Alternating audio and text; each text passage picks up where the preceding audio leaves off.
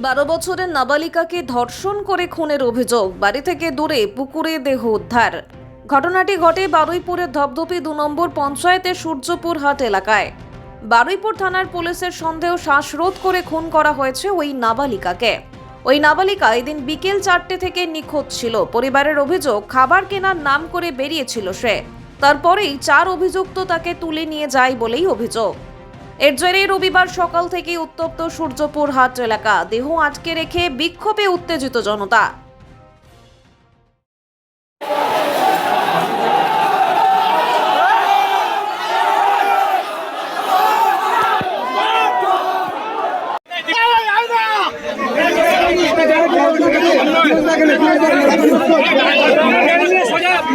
Driver কোথায় গেল?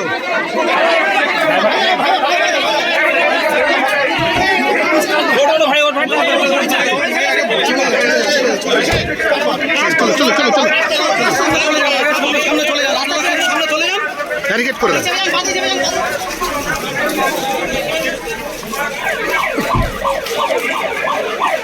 সাড়ে 10 থেকে 11 বছর বয়স এই বাচ্চাটাকে আমাদের এখানে কিছু আরএসএস দুর্নীতিবাজ মানে কি একদম নৃশংসভাবে এই বাচ্চাটাকে রেপ করে এবং রেপ করে এই বাচ্চাটাকে বস্তার মধ্যে দিয়ে জলে ডুবিয়ে রাখে।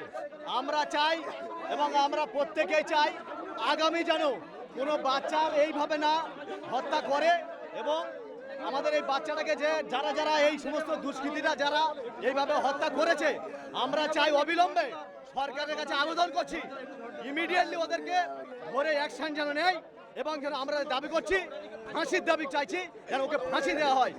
আর আমাদের এখানে যে ক্যাম্প আছে এই ক্যাম্পে পুলিশ ওদেরকে অ্যারেস্ট করেছিল, দুজনকে ধরেছিল, শান্তনু এবং আরেকজনকে ধরেছিল, যার নাম জানি না। আর ও বিজেপির নেতা বলে এই সমস্ত কুকীর্তি কাজটা করতে পেরেছে। আমরা চাইছি ওকে অবিলম্বে ধরে, ওকে ধরেছিল পুলিশ ছেড়ে দিয়েছে ক্যাম্প থেকে। আমরা চাইছি ওকে যেন ইমিডিয়েটলি ধরে ফাঁসি দেয়। পুলিশকে আর যে সমস্ত পুলিশ এই সমস্ত কাজ করেছে আমরা চাই ওনাকে সাসপেন্ড করে দেয়। এই ছালদার অ্যাকচুয়ালি এখানে একটা ঘটনা ঘটেছে, আমরা পুরো ব্যাপারটা খতিয়ে দেখছি।